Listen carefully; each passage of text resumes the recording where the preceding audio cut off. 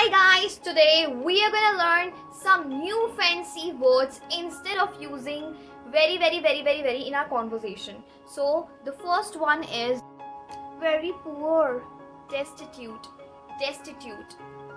Very thin, slender. She has totally stopped eating and became slender. Very quick, rapid. The weather is changing rapidly today. The weather is changing rapidly today. Very impressive, extraordinary.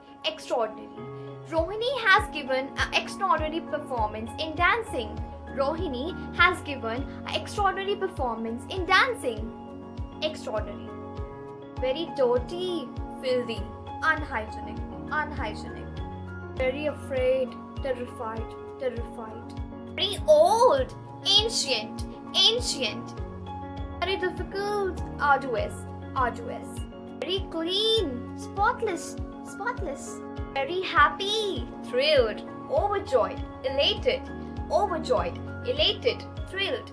Hope you like my video, everybody. Please give it a thumbs up and please comment also. And I love your comments. And bye. Subscribe to my channel as well.